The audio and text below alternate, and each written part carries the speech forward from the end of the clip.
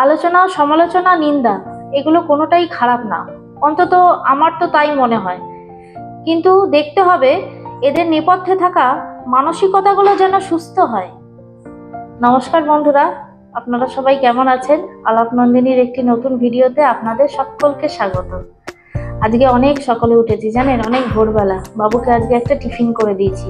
ওই টিফিনটা আপনাদের সাথে একটু পরে শেয়ার করছি। বাবু স্কুলে গেছে, বাবুর খুব প্রিয় টিফিন হয়েছে ওটাতে পনির আছে, তো পনির ওর খুব ভালো লাগে, আপনাদের আগেই বলেছি। ও পনিরের যে কোনো রেসিপি করে দিন, ও সেটাই খাবে। আর ধুয়ো চিংকি গেছিল সকালবেলা খেলতে, এখন শুয়ে ঘুমাচ্ছে সব।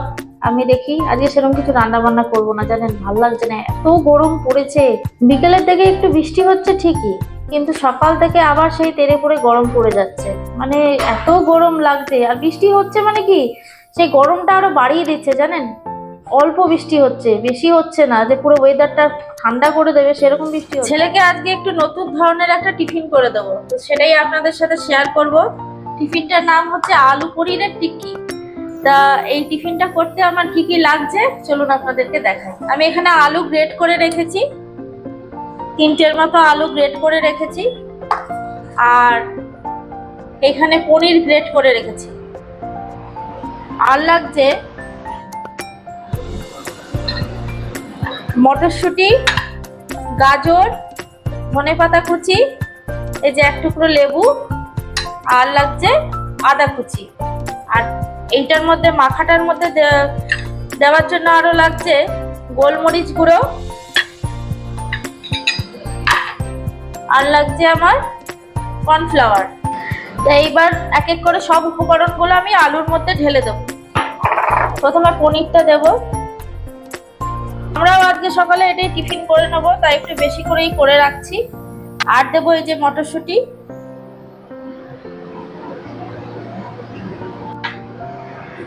গাজর,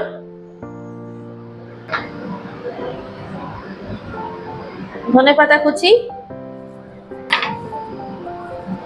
এই যে আদা কুচি দেব, আর দেবো এই যে গোলমরিচ গুঁড়ো, আর দেবো কর্নফ্লাওয়ার। আর একটা জিনিস দিতে হবে, সেটা হচ্ছে লবণ। স্বাদ অনুযায়ী লবণ দেব। আর এর মধ্যে একটু দেব অল্প করে সাদা তেল, আর দেব এই যে লেবু। এবার সমস্ত উপকরণটা ভালো মতন করে হাত দিয়ে মাখিয়ে নেব।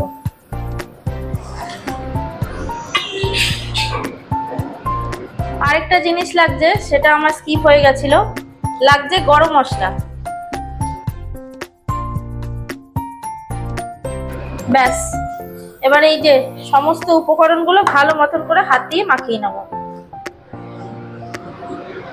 এই যে দেখুন টিক্কির আকারে গড়ে নিয়েছি।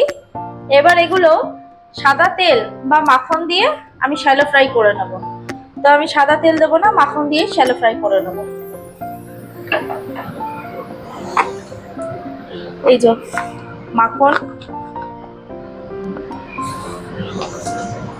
একটু বেশি করে দেব।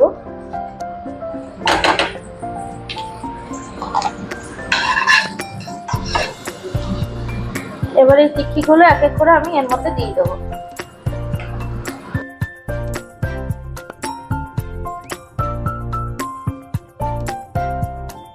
দেখুন এবার আমি টিক্কিগুলো উল্টে দেবো এক এক করে।